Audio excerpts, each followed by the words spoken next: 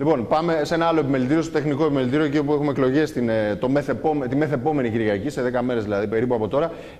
Η Έφη Εξάρχου από τη Δημοκρατική Κίνηση Μηχανικών είναι εδώ. Καλησπέρα, ευχαριστώ για την παρουσία σας εδώ. Σας ευχαριστώ και εγώ για την πρόσκληση. Υποψήφια λοιπόν με τη Δούκου μου στις εκλογές της μεθεπόμενης Κυριακής. Πώς είναι το κλίμα το εκλογικό? Θεωρώ ότι είναι καλό. Σαν νέοι μηχανικοί και σαν νέα στο συγκεκριμένο σχήμα, στη ΔΚΜ, προσπαθούμε με όραμα, με διάθεση για δουλειά, να κάνουμε ένα καινούριο ΤΕ, να το βάλω μέσα σε εισαγωγικά, ένα ΤΕ το οποίο θα προσπαθήσει να δώσει πράγματα στους νέους αλλά και στους παλιότερους φυσικά μηχανικούς. Πολλά νέα πρόσωπα στην παράταξη συγκεκριμένη. Ναι, πολύ και ο Γιάννης ο Τσίγκρος τους ή άλλους νομίζω στη Δούκου μου. Δεν ξέρω αν είναι νέος στη Δούκου μου. Όχι. Δεν είναι νέος στη Δούκου μου, αλλά έχει πρόσωπα πολλά και νέα η παράταξη αυτή. Δεν είναι νέα όμως, είναι παλιά παράταξη. Αυτό ίσως είναι λίγο κακό. Καλό ή κακό θα δείξει. Το θέμα είναι ότι, όπως είπα και πριν, ότι είμαστε παιδιά που τα περισσότερα δεν έχουμε ξανασχοληθεί με τη συγκεκριμένη παράταξη και γενικότερα με τις εκλογές. Οπότε νομίζω αυτό που μας χαρακτηρίζει είναι ότι είναι η ειλικρίνεια και η εξωστρέφεια στο τι ακριβώς θα κάνουμε και στο τι θα προσπαθήσουμε να κάνουμε την επόμενη μέρα. Τι λείπει από το ΤΕ σήμερα? Έχετε συμμετάσχει, όπως μου λέγατε πριν, σε ομάδες εργασίας, στη δουλειά δηλαδή που κάνει το ΤΕ, εσωτερική δουλειά που δεν φαίνεται τόσο. Ναι, σωστά. Βέβαια παρουσιάζεται σε ημερίδες, οι οποίες μπορεί και να μην είναι πολύ συμμετοχικές, ας πούμε, σε μαζικές συμμετοχή. Τι κακό έχει το ΤΕ σήμερα, κατά την άποψή σας? Νομίζω ότι αυτό που λείπει από το τεχνικό επιμελητήριο είναι ότι θα πρέπει εμείς οι ίδιοι μηχανικοί να γίνουμε πιο ενεργοί σε αυτό. Είτε συμμετέχουμε σε κάποια παράταξη, είτε όχι. Και αυτό γιατί όταν ενεργείς και είσαι συμμέτοχος σε οτιδήποτε γίνεται σε έναν κλάδο, είτε αυτή είναι η μηχανική, είτε οποιοδήποτε άλλος κλάδος, το αποτέλεσμα που θα έχεις μετά θα είναι πολύ καλύτερο από το να μην συμμετέχεις καθόλου. Ναι. Άρα η συμμετοχή νομίζω ότι είναι το πρώτο και το κυριότερο που πρέπει να γίνει στο κομμάτι του τεχνικού επιμελητηρίου. Σαφώς η δουλειά είναι το σημαντικότερο ζήτημα. Πλέον η καιρή είναι πάρα πολύ δύσκολη. Η οικονομική κρίση έχει μαστίσει όλα τα επαγγέλματα, πόσο μάλλον τον κλάδο των μηχανικών. Η ανεργία έχει, όπως γνωρίζετε, αυξηθεί πάρα πολύ. Δυστυχώς νέοι μηχανικοί και παλιότεροι δεν μπορούν να πληρώσουν τις εισφορές. Αν φανταστείτε ότι το 60% περίπου των μηχανικών είναι αδύνατο να πληρώσουν τις εισφορές τους, αλλά και είναι και πάρα πολύ ανησυχητικό και θα έλεγα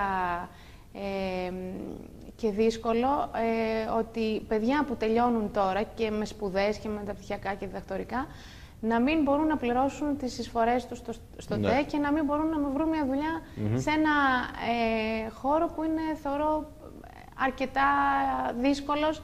Αν σκεφτεί κανείς ότι θέλει πολύ διάβασμα, πολύ χρόνο αφιέρωσης. Έχετε βέβαια εσείς ένα κακό ότι με το που αποφοιτήσετε πηγαίνετε στο ΤΣΜΕΔ κατευθείαν, έτσι. Σωστά. Παίρνουμε άδεια άσκηση επαγγέλματος αμέσως. Και πρέπει να πληρώνουν τις εισφορές δηλαδή αμέσως. Εννοείται, ναι. Έχουν ισχύσει οι νέες ασφαλιστικές εισφορές ήδη αναδρομικά από τις αρχές του 2016. Πληρώνετε δηλαδή το νομοκατρούγκαλο ήδη εσείς? Πληρώνουμε κάποια χρήματα όσοι μπορούμε τουλάχιστον. Τώρα τι θα γίνει από εδώ και πέρα? Το μέλλον είναι αβέβαιο. Ο ρόλος του ΤΕ είναι επιστημονικός σύμβουλος της πολιτείας, δεν είναι συντεχνιακός, δεν είναι συνδικαλιστικός φορέας. Ωστόσο, θα μπορούσε το ΤΕ να σταθεί και να προωθήσει ζητήματα που αφορούν τα προβλήματα βιωσιμότητας του κλάδου. Γιατί η μηχανική είναι ένας από τους κλάδους που μαστίζεται, όπως είπα και πριν, ίσως περισσότερο από κάθε άλλον στα χρόνια της κρίσης στην Ελλάδα. Ναι, θεωρώ πως θα μπορούσε με διάφορες συζητήσεις και με τους τοπικούς φορείς αλλά και με την κοινωνία γενικότερα, με στοχευμένες όμως δράσεις, στο να βοηθήσει σε αυτή τη βιωσιμότητα και στην ανάπτυξη της περιοχής. Θα μπορούσε, παραδείγματος χάρη, στο καινούριο ΕΣΠΑ που θα τρέξει, να μπουν οι μηχανικοί είτε μικρότεροι είτε μεγαλύτερης ηλικίας και να τους δοθεί μια επιδότηση στο να μπορέσουν να υλοποιήσουν κάποιο όνειρό τους στο συγκεκριμένο χώρο.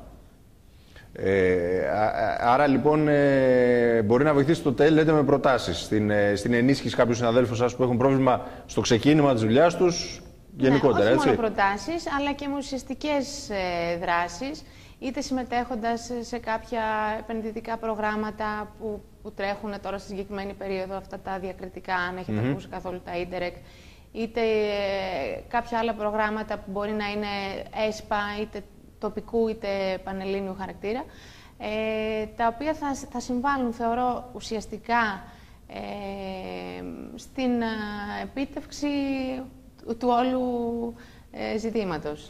Δηλαδή η κρίση δεν σημαίνει ότι σταματά ο κατασκευαστικός τομέας. Σαφώς. Και είναι δύσκολο να επανεκκινήσει ο κατασκευαστικός τομέας. Ναι, είναι πάρα πολύ δύσκολο. Είναι δύσκολο ή αδύνατο? Νομίζω ότι η χρονιά που θα διανύσουμε, το 2017 δηλαδή, και ήδη και το 2016 από το Σεπτέμβρη, προμηνύεται μια πολύ δύσκολη χρονιά. Ήδη νομίζω η οικοδομική δραστηριότητα στην περιοχή μας είναι σε πολύ χαμηλό επίπεδο και θα πρέπει, αυτό που θεωρούμε είναι ότι μόνο με συνεργασίες και με συζητήσεις από όλους τους κλάδους να βρεθεί μια κοινή λύση. Οπότε θεωρώ ότι όλοι οι συνάδελφοι μηχανικοί, ανεξαρτήτων παρατάξεων και επιπιθήσεων, να καθίσουν κάτω την επόμενη μέρα και να δουν τι μπορούν να κάνουν προκειμένου να βοηθήσουμε τους συναδέλφους στο κομμάτι της εργασίας που είναι το σημαντικότερο. Ναι. Με τι άλλες προτάσεις σκέφτεστε? Προσπαθείτε να γίνετε πιο ελκυστικοί, να κάνετε πιο ελκυστικό το ΤΕΣ, εν ώψη των εκλογών βασικά, γιατί η συμμετοχή είναι το πρώτο στις εκλογές. Αυτό που θέλουμε είναι να συνδεθούμε με τα μέσα κοινωνικής δικτύωσης, να έχουμε μια ενεργή σύνδεση με το Πανεπιστήμιο από τη στιγμή που έχει δημιουργηθεί και η αρχιτεκτονική σχολή του Πανεπιστημίου. Οπότε να αναδείξουμε τους νέους συναδέλφους και να δούμε μέσα από τις εργασίες και τα μεταπτυχιακά που έχουν γίνει πώς αυτά μπορούν να συμβάλλουν στην καλύτερη οργάνωση της περιοχής. Να δώσουμε έμφαση και στήριξη στην ιδιωτική οικονομία, ώστε να αναπτυχθεί η περιοχή με ένα παράλληλο σοβαρό και αξιόπιστο και ευέλικτο κρατικό μηχανισμό. Και νομίζω ότι είναι πολύ σημαντικό να γίνουν και κάποιες ημερίδες εξωστρέφειας, στις οποίες να έχει τη δυνατότητα να συμμετέχει και το ευρύ κοινό σε αυτές και να λέει τη γνώμη του, προκειμένου να δούμε τι καινούργιες ιδέες και τι καινούργιες προτάσεις μπορούν να γίνουν. Οπότε θεωρώ ότι όλοι πρέπει να αγκαλιάσουν το ΤΕ, είτε ασχολούνται ενεργά με αυτό, είτε όχι. Πιο εξωστρεφές μπορεί να γίνει το ΤΕ? Δεν είναι αρκετά εξωστρεφές όσο θα θέλατε?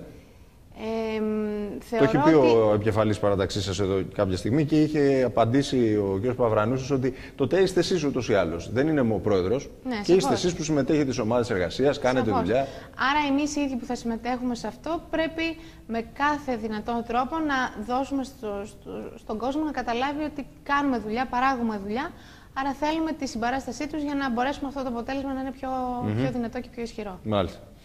Για τις 10 μέρες που απομένουν μέχρι τις εκλογές, δεν ξέρω αν έχετε να πείτε κάτι τελευταίο, αν έχετε να πείτε κάτι στον κόσμο. 2.000, πώς μου λέγατε πριν, είναι οι μηχανικοί στο τμήμα Ηπείρου? 2.300 μηχανικοί είναι τουλάχιστον στα Γιάννενα, στο τμήμα Ηπείρου, που θεωρώ ότι είναι πολύ μεγάλος ο αριθμός. Ίσως και αυτό που λέγανε παλιότερα Γιάννενα στα αγρόσια και στα γράμματα. Ναι. Νομίζω ότι έχει πιάσει τόπο στην περιοχή μας.